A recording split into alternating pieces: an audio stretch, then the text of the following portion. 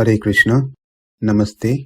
Chapter 13 is entitled as Kshetrajna-yoga, also as Prakriti-Purusha-Vibhaga-yoga, also as Prakriti-Purusha-Viveka-yoga. Sloka 11.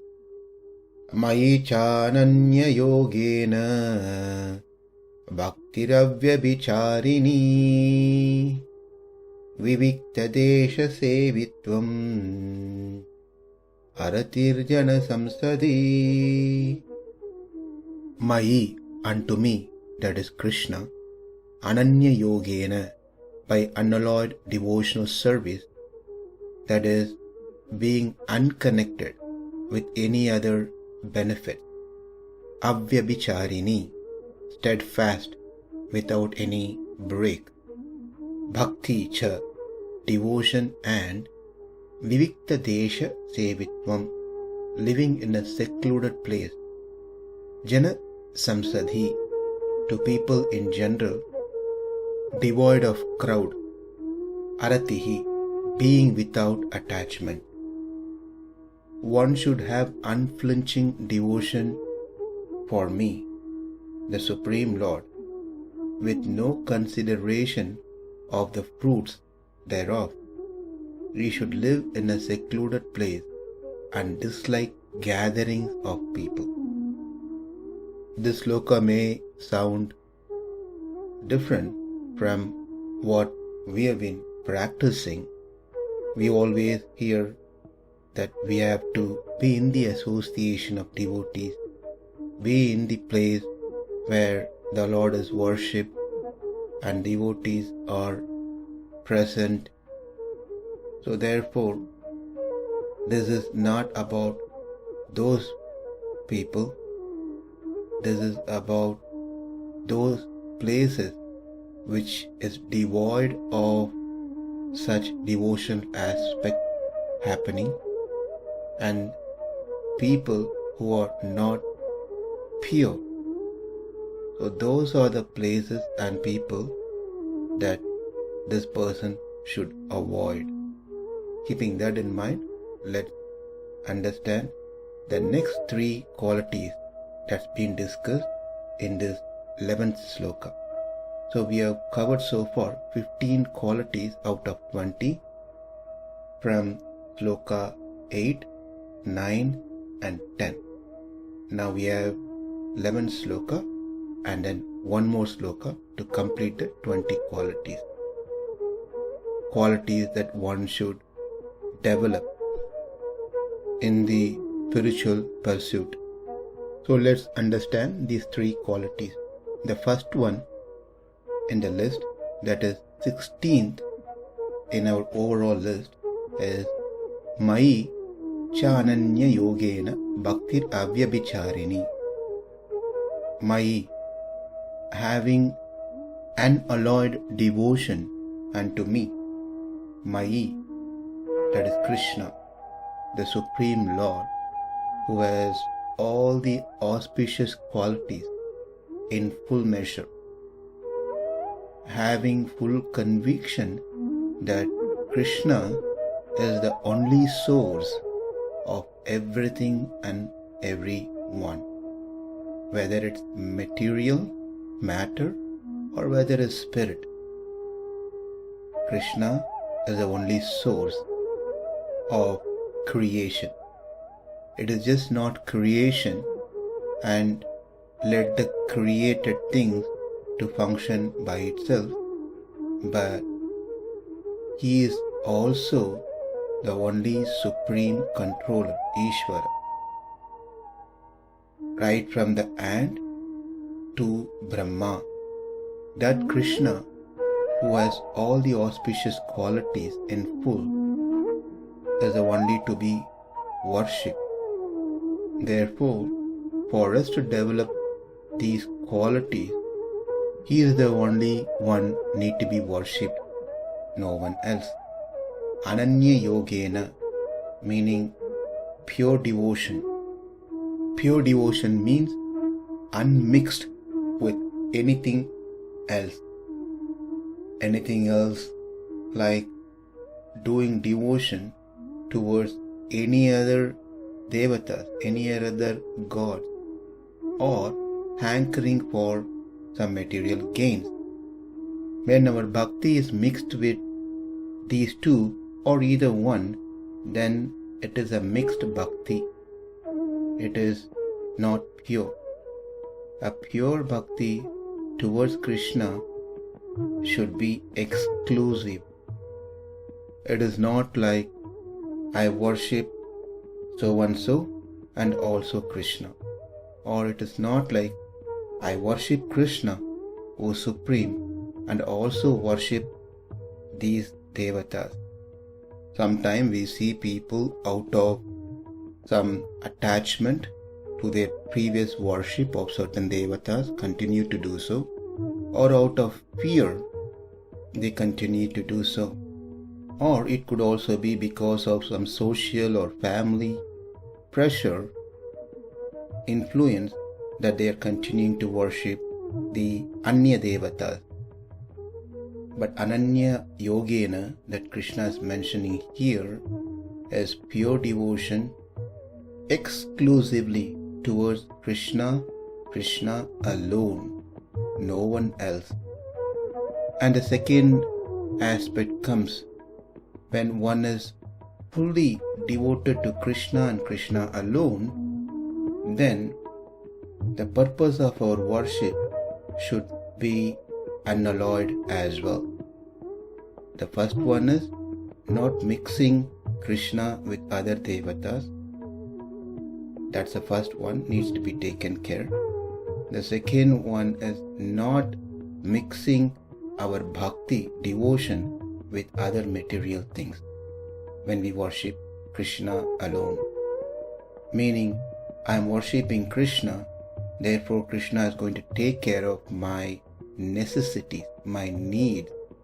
The needs that we are talking here are the material needs.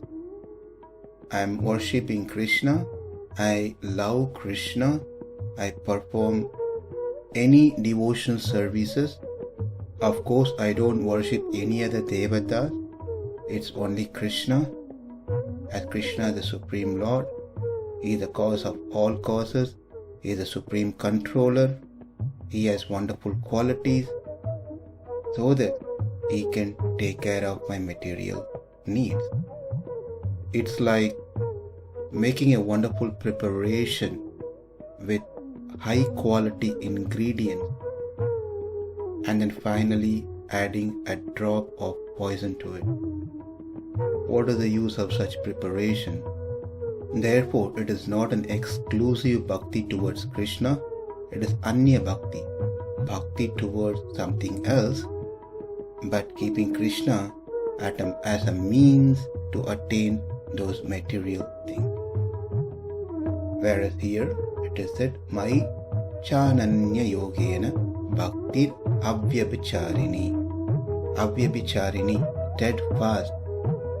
Devotion practiced as a means to attain some worldly benefit.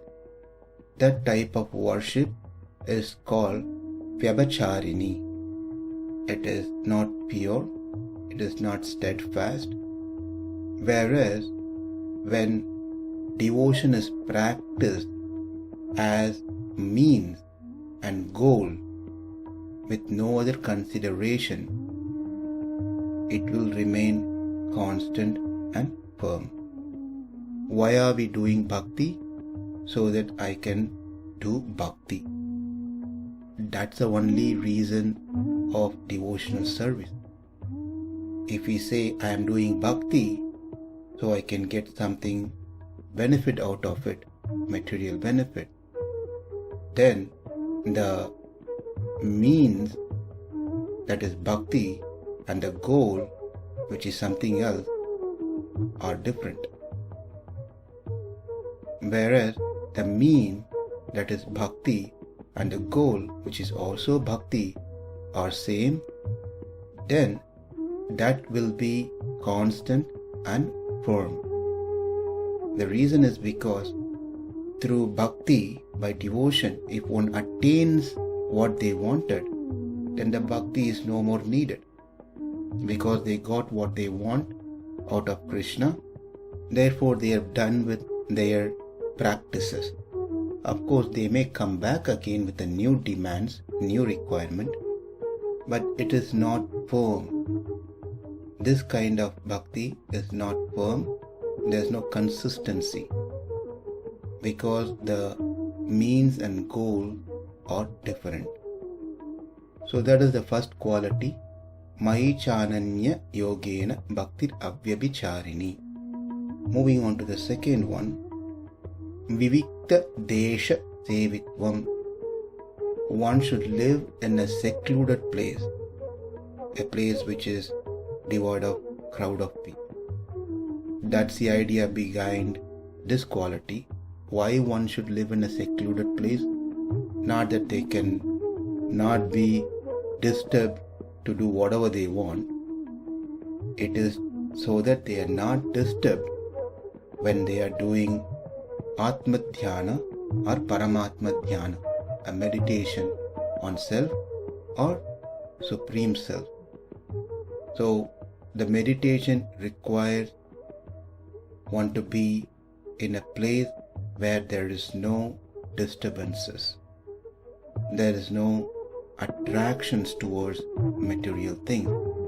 Therefore, it is very important to pick and live in a place where one is able to do proper practice, devotional services, with no disturbances or less disturbances, to say. So the basic idea behind being or living in a secluded place is so that one can meditate on one's atma or paramatma. The last one, aratir jana-saṁsadi, that is, no desire to be in a crowd. Doesn't like to be where there is a crowd of people. If he sees a crowd, he runs away as if he sees a snake. Of course, this is applied to materialistic people. Exceptions are devotees. Sadhu Sangha is very much needed. Association of devotees, gathering of devotees are must. But even when one gathers with devotees, the interaction must be based on Krishna as the center of the discussion or gathering. It must be purely related to Krishna consciousness. Otherwise, there is no need of any interaction, even among devotees. It is said in Mahabharata, who is a Brahmana? Number one, when he sees the crowd, he fears like seeing a snake. Number two, when he is being honored, he fears that death has approached him. Number three, when he sees a woman, he fears as if a dead body is ready to chase him. Aratir jana-saṁsadi. So in this sloka, we learn three qualities.